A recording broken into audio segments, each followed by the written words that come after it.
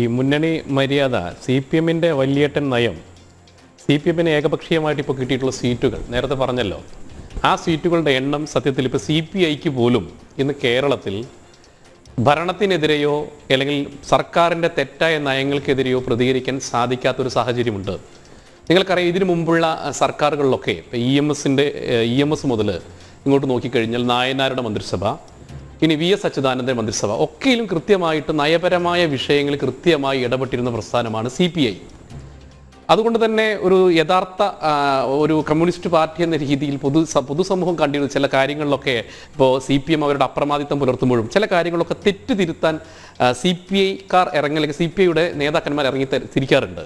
ഇപ്പോൾ കാനത്തിൻ്റെ കേസുമായി ബന്ധപ്പെട്ട് പിന്നീട് നമ്മൾ നേരത്തെ കാനം ഒരു പ്രസ്താവന ഇറക്കി, പിന്നീട് കാനം സ്തുതിപാഠകനാകുന്ന കാനത്തെയാണ് നമ്മൾ കാണുന്നത്. നിങ്ങൾ നോക്കൂ, AITUസിൻ്റെ ഒക്കെ നേതാവാകുന്ന സമയത്ത് തീപ്പൊരിയായിരുന്നു. സർക്കാരിനെതിരെ കൃത്യമായിട്ട് ഇടതുപക്ഷം ഭരിക്കുന്ന സമയത്തും സർക്കാരിനെതിരെ നന്നായി പ്രതികരിച്ചിരുന്ന ആളായിരുന്നു കാനം രാജേന്ദ്രൻ. ആ കാനം രാജേന്ദ്രനെ ആ ഒരു സാഹചര്യത്തിലും ഈ സർക്കാർ ഭരിക്കുന്ന സമയത്തും ഈ മുന്നണി ഭരിക്കുന്ന സമയത്തും തെറ്റായ നയങ്ങൾ കണ്ടു കഴിഞ്ഞാൽ സ്വാഭാവികമായി പ്രതികരിക്കുന്ന ആളെന്ന രീതിയിലുള്ള ഒരു കാര്യമായിരുന്നു അദ്ദേഹത്തിന് സി പി ഐയുടെ സംസ്ഥാന സെക്രട്ടറി സ്ഥാനത്തേക്ക് വരാനുള്ള ഒരു പ്രധാനപ്പെട്ട ഒരു കാര്യം.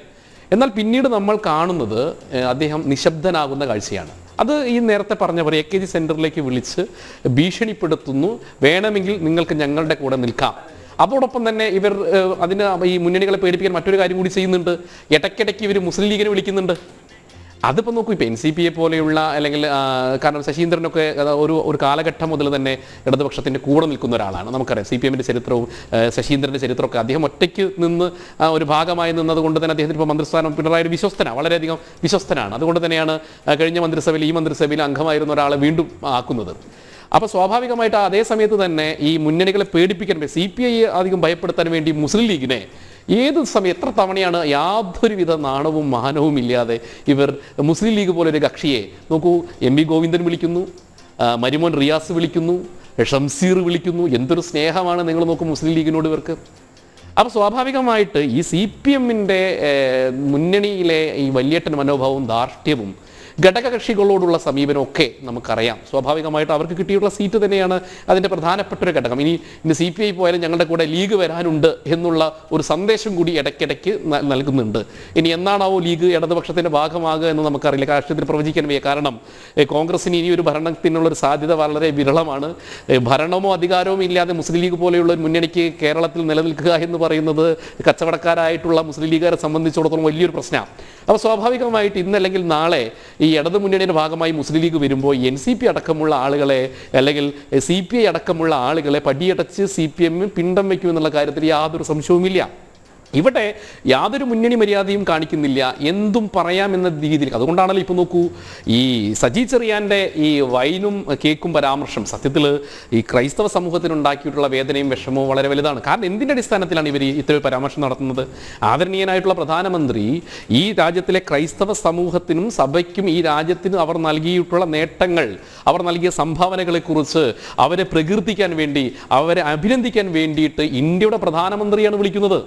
നോക്കൂ, BJPയുടെ പ്രസിഡന്റ് നദ്ദാജിയല്ല, ഇന്ത്യൻ പ്രധാനമന്ത്രി ഇന്ത്യൻ ചരിത്രത്തിൽ ആദ്യമായി അദ്ദേഹത്തിൻ്റെ വസതിയിൽ വെച്ച് ക്രൈസ്തവ മതമേലധ്യക്ഷന്മാർക്കും 60ഓളം സഭകളെ വിളിച്ച് നിങ്ങൾ ഈ രാജ്യത്തിന് പതിറ്റാണ്ടുകളായി ആയിരക്കണക്കിന് വർഷമായി നൽകിയിട്ടുള്ള സംഭാവനകളെക്കുറിച്ച് പറയുന്നു, അംഗീകാരം കൊടുക്കുന്നു.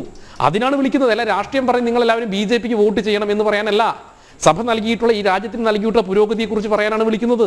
അങ്ങനെ വിളിച്ച് ഇവിടുത്തെ ക്രൈസ്തവ സമൂഹത്തിന് ഏതെങ്കിലും തരത്തിലുള്ള വേദനകളോ വിഷമങ്ങളോ ഒക്കെ ഉണ്ടെങ്കിൽ നയപരമായിട്ടുള്ളൊരു മഞ്ഞുരുകൽ അവിടെ സംഭവിക്കുന്നു. സ്വാഭാവികമായി ക്രൈസ്തവ സഭയും നരേന്ദ്രമോദിയും തമ്മിലുള്ള ബന്ധം ഊഷ്മളമാകുന്നു. സ്വാഭാവികമായി അപ്പോൾ ഇവിടെ ഇറങ്ങി തിരിച്ചു. അപ്പോൾ ഇവർക്കത് ഇഷ്ടമില്ലാത്തവർക്കെതിരെ എന്തും പറയാം. അതുകൊണ്ടാണല്ലോ ആദ്യമായിട്ട് ഈ കേരളത്തിൽ ഞാൻ മണിയുടെ ഭാഷയ്ക്ക് അപ്പുറത്ത് ഈ കേരളത്തിൽ ഇതിന് തുടക്കം കുറിച്ചിട്ടൊരു ബിഷപ്പിനെ, നികൃഷ്ടജീവി നോക്കൂ, ആദരണീയനായിട്ടുള്ള നമ്മുടെ ബിഷപ്പിനെ ആരാ വിളിച്ചത്? താമരശ്ശേരി ബിഷപ്പിനെ പോളിനെ വിളിച്ചത് ഈ പിണറായി വിജയനല്ലേ, നികൃഷ്ടജീവി എന്ന് വിളിച്ചത്. കേരളത്തിൽ ഏതെങ്കിലും രാഷ്ട്രീയ നേതാക്കന്മാർ കേരളത്തിലെ ഏതെങ്കിലും ബിഷപ്പുമാരെയോ ബാക്കിയുള്ളവരെയോ ഇങ്ങനെ വിളിച്ചിട്ടുണ്ടോ? ഇല്ല. ഇനി നിങ്ങൾ നോക്കൂ, ഈ ഭരണഘടനാ പദവിയിൽ ഇരിക്കുന്ന ആളുകളൊക്കെ തന്നെ എപ്പോഴും ചില പദങ്ങളും വാചകങ്ങളും ഉപയോഗിച്ചുകൊണ്ട് ഇവരെല്ലാ സമയത്തിലും ബാക്കിയുള്ളവൻ്റെ വികാരങ്ങളെ വ്രണപ്പെടുന്നൊരു സാഹചര്യമുണ്ട്. നമ്മൾ കണ്ടല്ലോ, ഗവർണർ നമ്മളുടെ സ്പീക്കർ ഷംസീർ ഗണപതിക്കെതിരെ പ്രസ്താവന നടത്തുന്നു.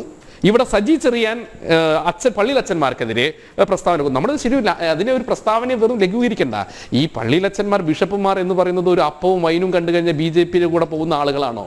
നോക്കൂ, ഈ സജി ചെറിയാനെ ഈ രീതിയിലേക്ക് വളർത്തി വലുതാക്കിയെടുത്ത് വിദ്യാഭ്യാസം കൊടുത്ത് അദ്ദേഹത്തിന് എല്ലാവിധ കാര്യങ്ങളും ചെയ്തു കൊടുത്ത പള്ളിയിലച്ചന്മാരും സഭയുമാണ്. അദ്ദേഹത്തെ വിജയിപ്പിച്ചതിന് പിന്നിലും സഭയ്ക്ക് പങ്കുണ്ട്.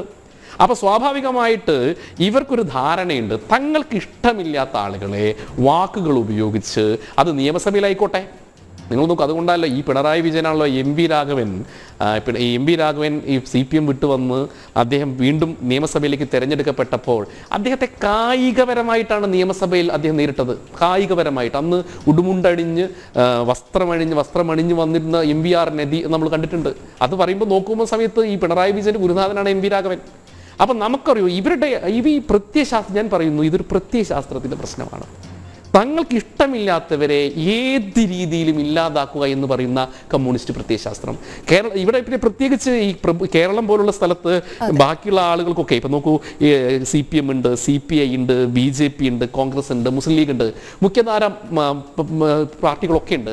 ഇതിലെ എത്ര നേതാക്കന്മാരാണ് ഇങ്ങനെ എല്ലാ ദിവസവും ഇങ്ങനെ ബാക്കിയുള്ളവരെ ചീത്ത വിളിച്ചുകൊണ്ട് രാഷ്ട്രീയ പ്രവർത്തനം നടത്തുന്നത്, തെറി വിളിച്ചുകൊണ്ട് രാഷ്ട്രീയ പ്രവർത്തനം നടത്തുന്ന വിദ്യാർത്ഥി സംഘടനകളുണ്ടല്ലോ? ഇവിടെ നിരവധി വിദ്യാർത്ഥി സംഘടനകളുണ്ട്. നോക്കൂ, ചിലപ്പോൾ കോൺഗ്രസിൻ്റെ ചില 1-2 നേതാക്കന്മാർ ചാനൽ ചർച്ചയിലോ അല്ലെങ്കിൽ അങ്ങനെയുള്ള ഒരാളുകൾ ഒപ്പിച്ചു കഴിഞ്ഞാൽ കേരളത്തിൽ പൊതുവെ ഒരു മാന്യമായിട്ടുള്ള രാഷ്ട്രീയ സംസ്കാരം കേരളത്തിലുണ്ട്. ഈ മാന്യമായ രാഷ്ട്രീയ സംസ്കാരത്തെ ഇല്ലാതാക്കിക്കൊണ്ട് ഇവിടുത്തെ പ്രബുദ്ധരായ ജനങ്ങൾക്ക് രാഷ്ട്രീയത്തെ തന്നെ വെറുക്കുന്ന സാഹചര്യത്തിലേക്ക് നയിക്കുകയാണ് ഇടതുപക്ഷവും വലതുപക്ഷവും ഇടതുപക്ഷവും ഇടതുമുന്നണിയും CPM ഒക്കെ ചെയ്യുന്നത്. സ്വാഭാവികമായിട്ട് കേരളത്തിലെ പ്രബുദ്ധരായ ജനങ്ങൾ ഇതൊക്കെ തിരിച്ചറിയുന്നുണ്ട്. ഈ തിരിച്ചറിവ് ഈ കേരളത്തിൽ ഈ ഒരു പ്രസ്ഥാനത്തെ, അല്ലെങ്കിൽ ഞാൻ നേരത്തെ പറഞ്ഞ പോലെ ഈ അവസാനത്തെ കമ്മ്യൂണിസ്റ്റ് മുഖ്യമന്ത്രിയായിട്ട് പിണറായി വിജയന്റെ പേര് ചരിത്രത്തിൽ ഇടം പിടിക്കാനുള്ള ശ്രമമാണ് പിണറായി വിജയൻ നടത്തുന്നത്. അതുകൊണ്ടാണല്ലോ അദ്ദേഹം നടത്തുന്നത്. പറഞ്ഞോളൂ ശ്രീ പ്രൻഡോ.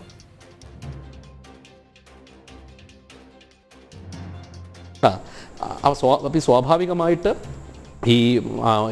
ഈ സത്യത്തിൽ ഈ MM മണിയൊക്കെ ചെയ്യേണ്ടത്, സത്യത്തിൽ ഈ നേരത്തെ പറഞ്ഞു ആരിഫ് മുഹമ്മദ് ഖാൻ്റെ പ്രൊഫൈലും ഇപ്പം അദ്ദേഹത്തിന് ഇന്ന് രാവിലെ ചീത്ത പറഞ്ഞിട്ടുള്ള MM മണിയുടെ പ്രൊഫൈലും നിങ്ങളൊന്ന് പരിശോധിക്കണം. രണ്ടാളുടെയും പ്രൊഫൈലൊന്ന് നിങ്ങൾ പരിശോധിക്കുക. 25ാമത്തെ വയസ്സിൽ MLA ആയ ആളാണ് ആരിഫ് മുഹമ്മദ് ഖാൻ. 15,000-ഓളം വിദ്യാർത്ഥികൾ പഠിക്കുന്ന 2 കോളേജുകളിൽ ചെയർമാനും ജനറൽ സെക്രട്ടറിയുമായി ജയിച്ച ആളാണ് ആരിഫ് മുഹമ്മദ് ഖാൻ.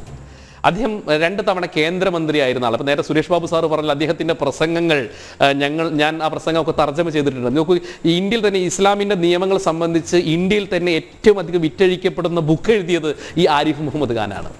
അപ്പം അദ്ദേഹം സഞ്ചരിച്ച രാഷ്ട്രീയ പാതയും അദ്ദേഹം സഞ്ചരിച്ച രാഷ്ട്രീയ തന്ത്രങ്ങളൊന്നും അറിയുന്ന ഒരാളും ഈ കേരളത്തിലില്ല. നമ്മളിപ്പോൾ ഇന്ദ്രൻ്റെയും ചന്ദ്രൻ്റെയും ഒക്കെ കഥ കേട്ടിട്ടുണ്ട്, അല്ലെങ്കിൽ നമ്മൾ പ്രത്യേക ആക്ഷൻ കാണിച്ചുകൊണ്ട് ചില ആളുകളെ ഞാൻ അടക്കി നിർത്തിയുള്ള വീമ്പ് പറച്ചിൽ കേട്ടിട്ടുണ്ട്. ഇതൊക്കെ സത്യത്തിൽ ഈ വീമ്പ് പറച്ചിലിനപ്പുറത്തേക്ക് ഇതൊക്കെ കൃത്യമായി ജീവിതത്തിൽ കണ്ട് അതിനെ നേരിട്ട് വന്ന വ്യക്തിത്വമാണ് ആരിഫ് മുഹമ്മദ് ഖാൻ. സത്യത്തിൽ MM മണിയും പിണറായി വിജയനൊക്കെ ചെയ്യേണ്ടത്, സത്യത്തിൽ ഇവർ ഈ ഗവർണർക്കെതിരെയുള്ള സമരങ്ങളും ഈ തെറിയഭിഷേക പ്രോഗ്രാമുകളൊക്കെ നിർത്തിവെച്ചിട്ട് ഈ പിണറായി വിജയനും പിണറായി വിജയനും MM മണിയും ഒക്കെ ഈ ആരിഫ് മുഹമ്മദ് ഖാൻ കുളിക്കുന്ന കുളത്തിൽ പോയിട്ടൊന്ന് കുളിച്ച് ഇതുവരെ അവർ ചെയ്തിട്ടുള്ള ഈ തെറിയാഭിഷേകത്തിനൊക്കെ ഈ കേരളത്തിലെ പ്രബുദ്ധരായ ജനങ്ങളോട് മാപ്പ് പറഞ്ഞ് സത്യത്തിൽ ഈ കേരളത്തിലെ ജനങ്ങൾ ഇനിയും വിഡ്ഢികളല്ല എന്നുള്ള പ്രഖ്യാപനമാണ് സത്യത്തിൽ നിങ്ങൾ എല്ലാവരും നടത്തേണ്ടതെന്നാണ് എനിക്ക് പറയാനുള്ളത്. അതെ.